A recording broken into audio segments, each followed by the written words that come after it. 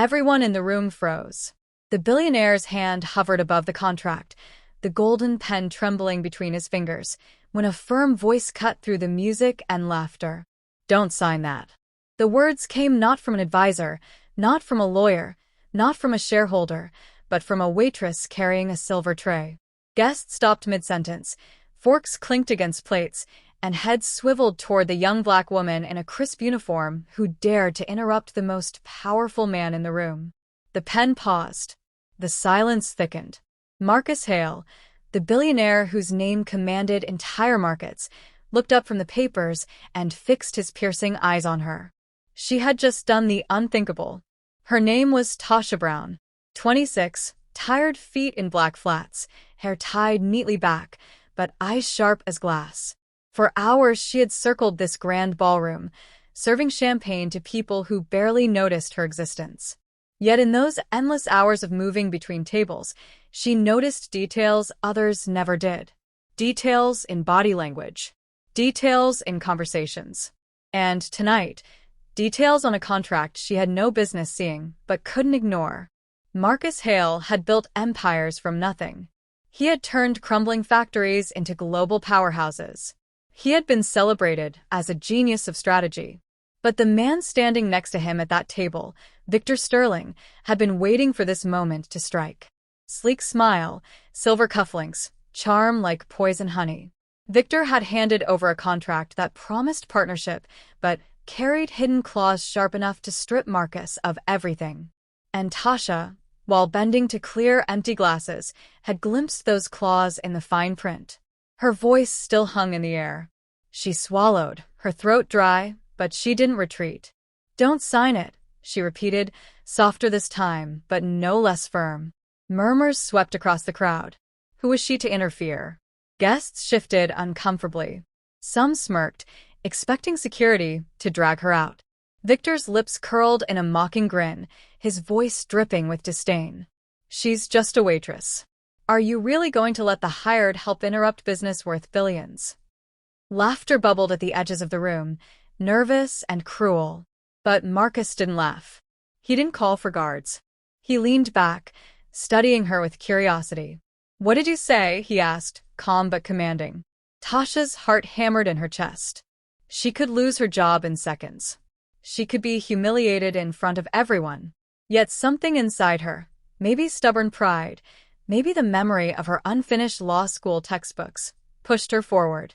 "That contract," she said carefully, "it isn't what it seems. There's a clause buried deep that transfers ownership of your holdings after 5 years. You'll think it's a partnership, but in time he'll own everything." Gasps broke out around the room. The pianist missed a note.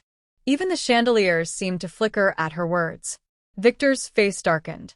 "Ridiculous," he snapped, his charm cracking into anger. "This is absurd. She's overstepping. Do you think someone like her can understand complex corporate agreements?" He tried to laugh it off, but the sound was strained. Marcus tapped the pen against the table, still watching Tasha. "Explain," he said. One word. Sharp as a blade. Tasha's palms were slick, but she steadied herself. She described in simple terms how the contract disguised its trap. How the language made it look like shared ownership, but in truth gave Victor controlling rights. She avoided jargon, speaking with the clarity she once dreamed of using as a lawyer. Every sentence tightened the noose around Victor's scheme. The assistant beside Marcus shifted uneasily, his cheeks burning. He had vouched for the contract, waved it through without deeper inspection. Now his failure was obvious. Guests whispered, their voices rising. A woman near the front whispered to her companion, "She's right. I've seen tricks like that." Others pulled out phones recording.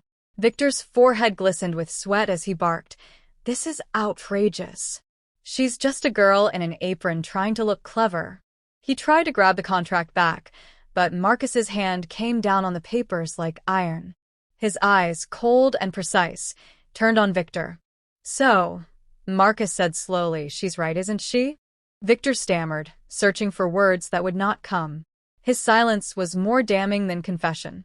Marcus's voice dropped lower, steady and final. "Get out." The command rang across the ballroom. Victor froze, his jaw clenching, but the guards who had been waiting at the edge of the room stepped forward. With every pair of eyes locked on him, he had no choice but to retreat, his plans crumbling with each reluctant step toward the door. The door shut behind him, and the room exhaled as if the air had been released from a clenched fist. All eyes swung back to Tasha. She felt smaller now, exposed, as whispers rolled like waves. Some looked impressed. Others looked angry. But Marcus's gaze didn't waver. He rose slowly, tucking the pen into his pocket, and studied her with a faint smile tugging at the corner of his mouth. "What's your name?" he asked. His voice carried across the hall, leaving no room for retreat. "Tasha," she said, barely audible. "Tasha Brown." The name echoed in the grand space, whispered by curious guests who would not forget it. The billionaire nodded once. "Tasha Brown," he said clearly, "you just saved me from signing away my empire." The crowd erupted, some clapped, some gawked in disbelief. The assistant shrank back, shame etched on his face. Tasha wanted to sink into the floor, but she stood straight, her tray trembling slightly in her hands.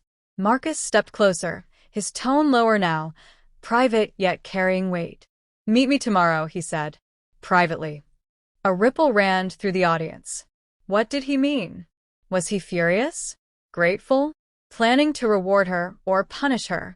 The ballroom buzzed with energy, people craning to see the waitress who had stopped the billionaire's hand. Tasha's pulse raced as Marcus turned away, motioning for the band to resume. Music returned, but the room was forever changed. Cameras flashed as guests whispered her name. She had stepped out of invisibility into the center of power, with one bold warning. She had no idea what tomorrow would bring. And as the gala wound down, as champagne glasses clinked once more and laughter stumbled back into the air, one truth burned in every mind present. A waitress had just shocked the entire room, and the story was only beginning.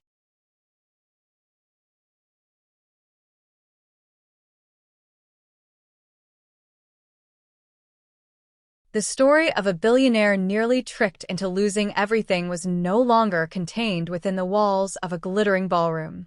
By morning, it had spilled across the city like wildfire. News outlets replayed shaky phone recordings of the moment a waitress shouted at Marcus Hale not to sign. Commentators debated her courage, her audacity, her motives. Social media crowned her a hero. "The waitress who saved a billionaire," headlines declared. Tasha Brown, who had walked home the night before with sore feet and fear gnawing at her stomach, woke to find her name on everyone's lips. Strangers praised her, critics doubted her, and curious eyes hunted for her story. She wanted none of it. Fame was heavy, and she had never asked for it. She only knew she had seen danger and spoken up. That morning, as she adjusted her apron and prepared for another shift, her phone buzzed with notifications she didn't know how to process. A direct message from a stranger read, "Don't let them silence you." Another from a skeptic sneered, "Attention seeker." But above all, one message overshadowed everything, the official invitation delivered by Marcus Hale's office. He wanted to see her. Not in public, not in passing. Privately. When she arrived at his skyscraper, the building itself seemed to hum with power. Glass gleamed under the sun, and inside, the air smelled of money and order. Every employee she passed wore sharp suits. Every gaze weighed her presence, as though silently asking what a waitress was doing in such a place. But when the elevator doors opened on the top floor, Marcus was waiting. He didn't greet her with theatrics. He didn't look like a man who had nearly been ruined the night before. He looked calm, collected, curious. "You saved me," he said simply, as though still testing the truth of it aloud. She shifted uneasily, unsure how to respond. "I just noticed something," she murmured. But Marcus was not a man who accepted humility as an answer. He studied her the way he might study a potential investment, weighing strengths, weaknesses, hidden value. And then he did what she never could have predicted. He offered her a position. Not as a server. Not as a publicity stunt. As a legal assistant in his company, paired with a scholarship to finish the law degree she had abandoned years before. For a moment she thought she had misheard him. Her? Work for him? Finish law school? She laughed nervously, certain there must be some mistake. But Marcus's tone was firm. I don't need more yes men. I need eyes that don't blink at the truth. You saw what no one else in that room did. That's worth more than gold. Emotions surged in her chest. Hope, disbelief, fear of the unknown. She had dreamed of this once, before bills and hardship forced her dreams into the shadows. Now here it was, laid before her by the most powerful man she had ever met. But victory rarely comes without enemies. Victor Sterling had not vanished into silence. Humiliated and exposed, he began working in the shadows, determined to strike back. Rumors spread, sharp and cruel, painting Tasha as an opportunist who staged her interruption to gain attention. Whispers claimed she had planted herself in Marcus's life for personal gain. Some investors questioned Marcus's judgment, mocking him for trusting a waitress over seasoned advisors. The higher Tasha rose, the more resistance she faced. Doubt crept into her own mind. Did she belong here? Could she survive in a world so far from her own? Marcus's response was unexpected. Instead of retreating from the controversy, he doubled down.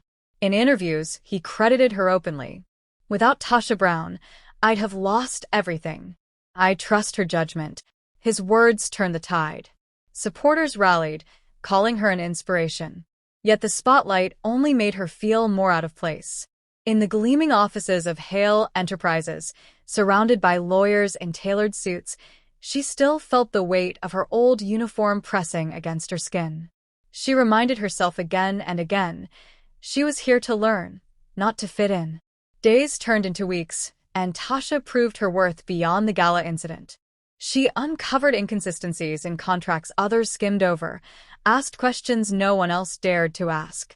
Her presence became a quiet shield around Marcus, a second set of eyes unclouded by greed or arrogance. Marcus began to lean on her insights, surprising even himself. A bond formed. Respect, trust, something deeper flickering beneath, but never named. For Tasha, it was confusing. She admired his brilliance, yet kept reminding herself of the gulf between them. He was a billionaire. She was still paying overdue rent. Victor, however, was not done. Stripped of his first scheme, he engineered another. This time, he didn't target Marcus directly. He went after Marcus's board of directors. One by one, he whispered promises, sowed doubt, buying loyalty with bribes and threats. His goal was simple: force Marcus out of his own company and claim control from the inside. It was a slow, silent coup. For weeks, no one noticed. No one except Tasha. While reviewing innocuous memos, she spotted patterns others dismissed. Meetings behind closed doors. Sudden shifts in board member positions. Numbers that didn't add up. She pieced together the picture until it was undeniable. She went to Marcus immediately. He listened without interruption, his jaw tightening as the scale of betrayal unfolded. For the first time, she saw real anger in him. Not the cold fury of a businessman, but the raw fire of a man whose empire was under siege. He wants my seat, Marcus said. He wants to steal what I built with my own hands. And once again, it was Tasha who handed him the weapon of truth. Armed with her evidence, Marcus convened a board meeting. In front of every member, he laid out Victor's conspiracy with brutal clarity. Contracts, transactions, bribes, every string pulled into the light. The room turned on Victor. His charm couldn't save him. By the end of the meeting, security was escorting him away for good, this time with criminal charges waiting. The victory was decisive. The empire stood unshaken, and Marcus made sure the world knew who had uncovered the plot. Weeks later, he returned to the same hotel ballroom where the first confrontation had unfolded. But this time it wasn't for a deal. It was for celebration. The chandeliers sparkled, the air hummed with laughter and music, but the tone was different. Marcus took the stage and lifted a glass, his voice echoing with conviction. The sharpest person in this room, he declared, wasn't a billionaire, wasn't an executive, wasn't anyone you'd expect. It was the woman serving drinks. Tasha Brown. Applause thundered. Guests rose to their feet. Some cheered out of respect, others out of shame for having doubted her. Tasha stood among them, overwhelmed, tears blurring her vision. She had never been applauded by strangers before. She had never been seen this way. Marcus's words cut through the noise, steady and final. She saved me twice. And for that, she has my trust. After the applause faded, he did more than offer words. He announced a full scholarship in her name, ensuring she could complete her law degree without the weight of debt crushing her dreams. In that moment, she no longer felt like the girl carrying trays through glittering halls. She felt like someone standing at the edge of her own future, ready to step forward. The night closed with laughter and music, but an undercurrent lingered, something unspoken between Marcus and Tasha. In the way he looked at her, there was more than gratitude. In the way she looked back, there was more than admiration. They didn't speak of it, not yet. Perhaps it would never be spoken. But for now, the story was enough. The overlooked waitress who dared to speak, and in doing so, saved a billionaire's world while rediscovering her own. And as the city whispered her name, as opportunity opened where once there was only struggle, one truth remained impossible to ignore. Sometimes the greatest power lies not in wealth, but in the courage to speak when silence would be safer.